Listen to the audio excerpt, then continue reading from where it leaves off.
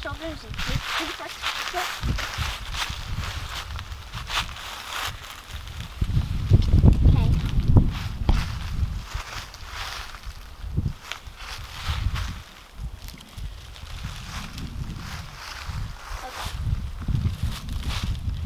Down? Yes.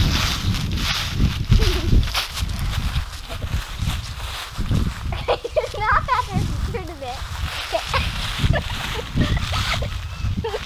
Okay, wrong way. Nope. Straight now, straight. And hope.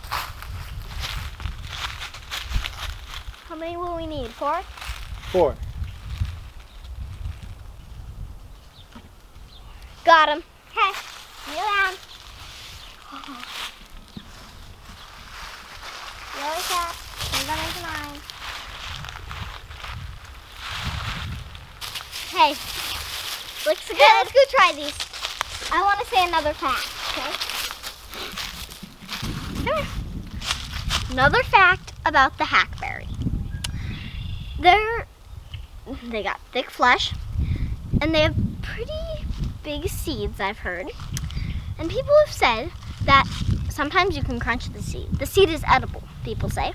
Sometimes you can crunch the seed and it's as soft as an M&M, but other times it can break your teeth as hard as a rock. So let's see how tough these seeds are on this particular tree. Okay, already. Elder, you try first. It's easy. Crunch the seed. Okay, so crunch your seeds. They're so good. I want more! Here. Hello, my friends. Alone, naked and afraid. Those Alaska shows. The videos that you've seen on my channel of the survival challenges. These things can all be impressive to watch, but they're all curated.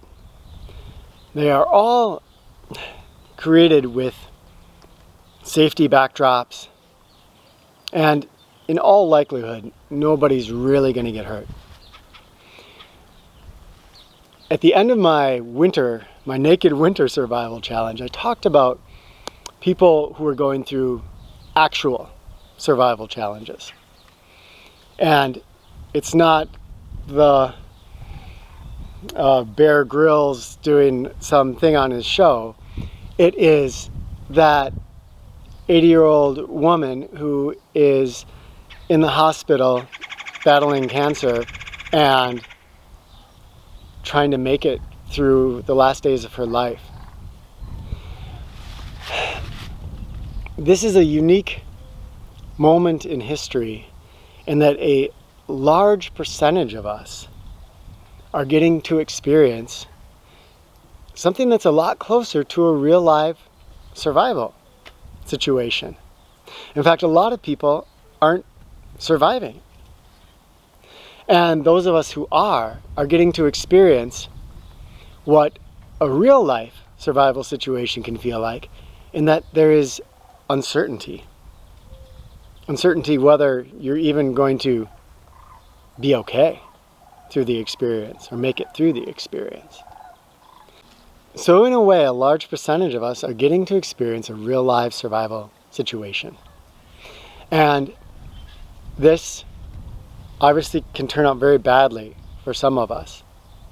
But all of these situations have enormous potential for us to have personal growth, to develop more personal resilience, and to learn a lot about ourselves and the world that we have created, that we're co-creating.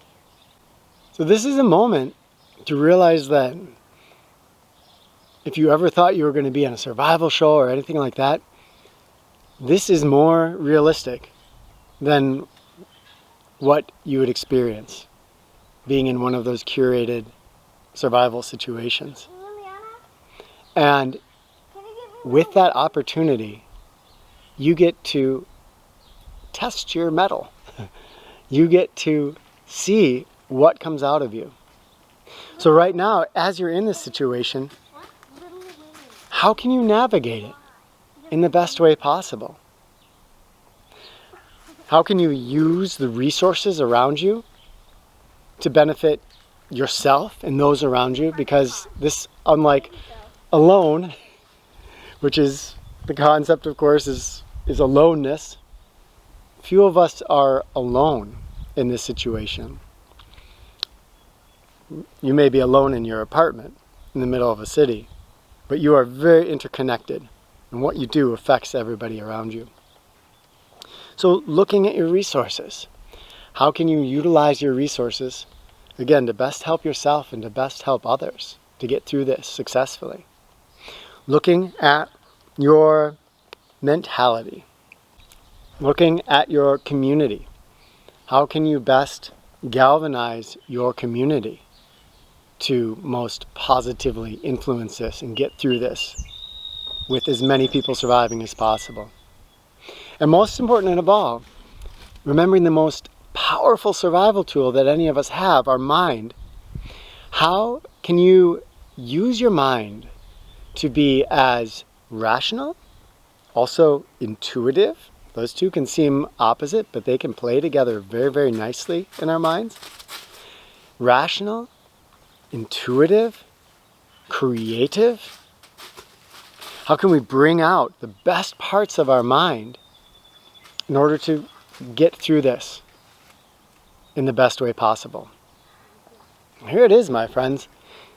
We are all in a survival situation together. And it's very possible that some of our beloved people in our lives won't come through the other end. But we can have some influence over that. Not complete, of course. Is it making a call to someone and saying, hey, could you take more precautions? Is it something you physically could do to help somebody out? Is it trying to influence your government to make better decisions? Is it participating in a volunteer activity that's helping those around you? So that is my call for all of us today, is to say, hey, I'm in something way more real and intense than any of these survival shows, and see how you can get through it the best way possible. I believe in you. I really, really do. And I believe in us as a human species. I know some of us don't feel that way, but I think we humans can learn. We're slow learners, but we can. And we can shift and evolve and change over time. So let's take this opportunity to do that. My friends, can't wait to see what you have to say in the comments. Share your thoughts about what this situation feels like for you and how you are using your personal tools to navigate it. Love to you all. We will talk with you tomorrow.